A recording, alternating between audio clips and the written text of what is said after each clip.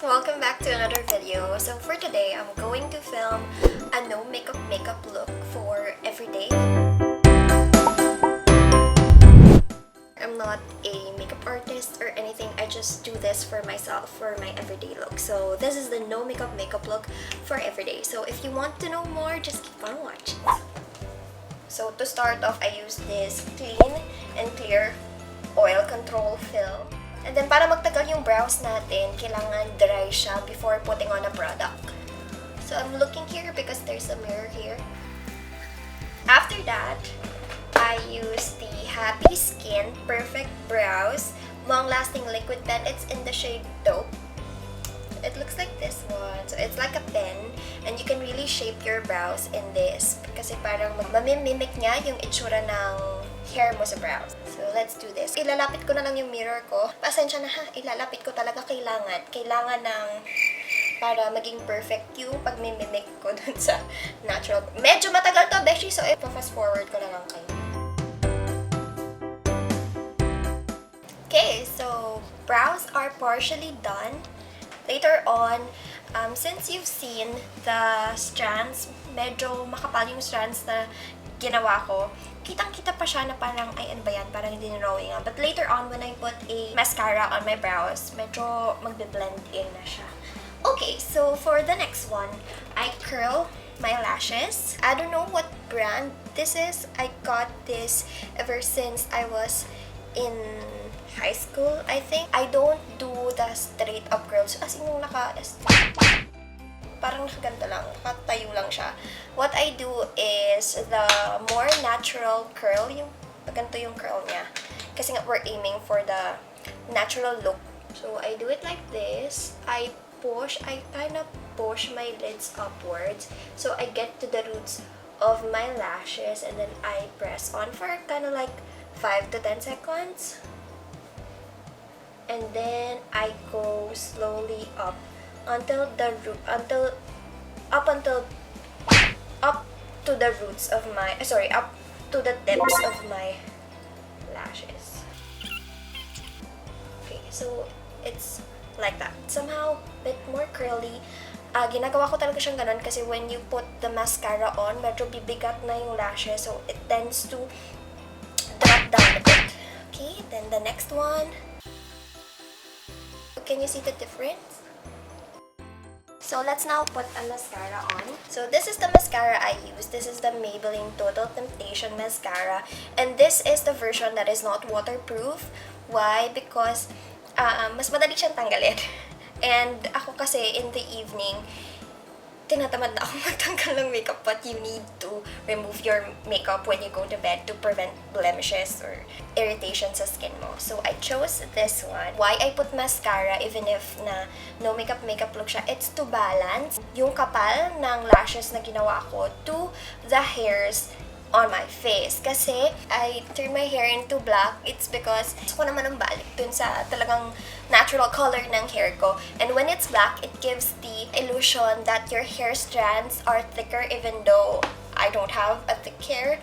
Wavy lang talaga siya, and when you put them together, it's like that. Ganyan lang, kanipis ang buhok ko, besh. And to balance that out, I make it a point that all my hairs on my face look thick.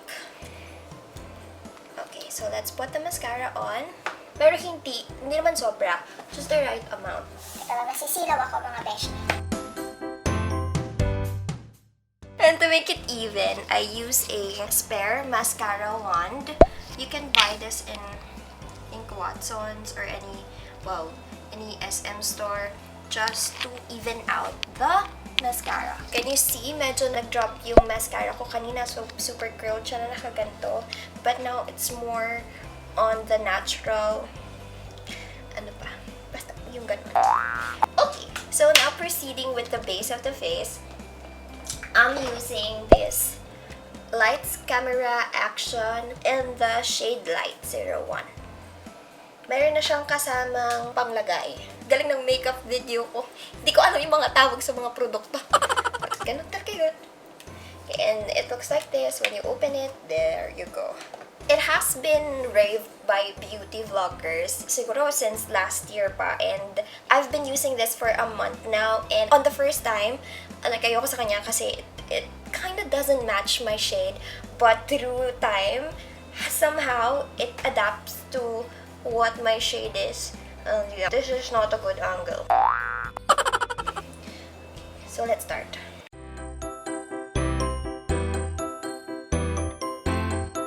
So you just tap it like that. I don't know if you can see a difference, but it really even outs the skin tone. And we're aiming for the natural look nga. So it's okay if may mga blemishes na mag-pick in kasi we're not aiming for the plakado na makeup look. We're just aiming for something presentable for day-to-day.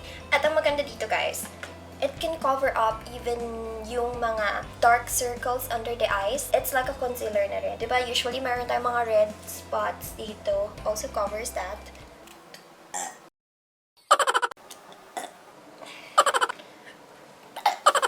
And guys, konting-konting amount lang. Like ganyan.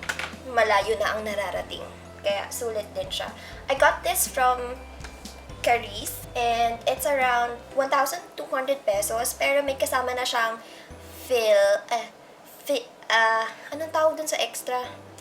May kasama na siyang filler?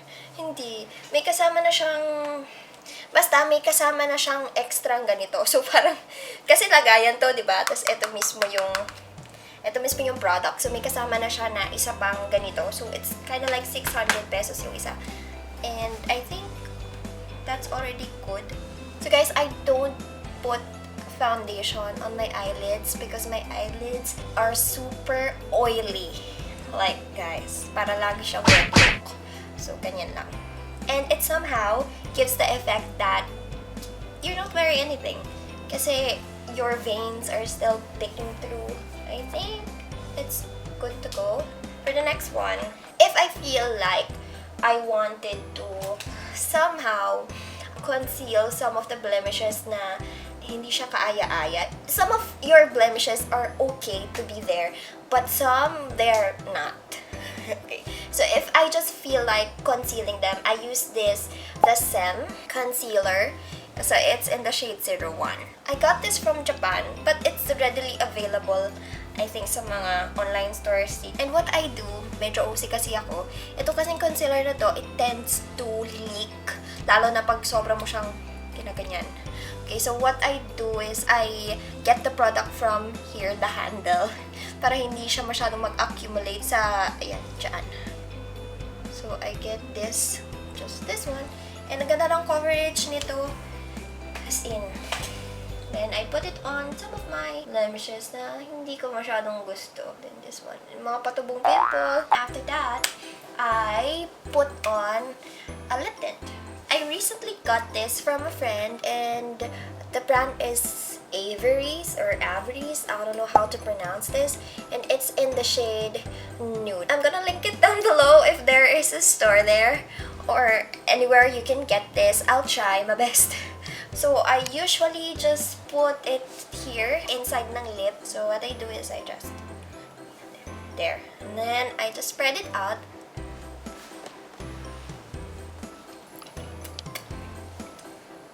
Para nga mabuhay lang ng konti yung lips mo. And then, naglalagay ako ng, what is this? Blush. And the blush that I use is the same with the tint that I use para medyo uniform lang din sila sa face. So, konting-konti lang. Just to say that buhay ka. I just put it here, under the eyes. I don't know if kita niyo yung difference, but in person, it looks natural. Like, it's coming from within. And I usually put it here sa may chin. Kasi di ba pag nagpa-blush ka, kasama yung chin. There. I think that's that. Okay, and then for the last step is to complete my brows. This is for it to look fuller. Mostly, they use a brow mascara, but for me, it's the same thing. If I could use one product for more than one part of my face, then that's good. So, I still use this Maybelline. Then, I put it on my brows like this. Just be careful ha, kasi diba ang mga brow mascara natin, they have this thin, maliliit lang sila talaga, and then yung bristle, Basta, yung mga ganito nila, sobrang thin lang and it can capture really every strand of your brows. But for this one, so we need to adjust. If you want to depend, you need to adjust.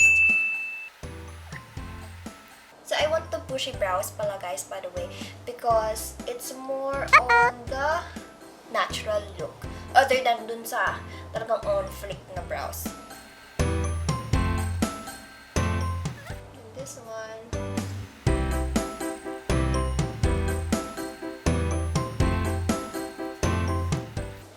I make sure na nakatayo talaga yung dito sa may malapit sa nose area na brow hair so that it looks fuller. There! So this is the completed look.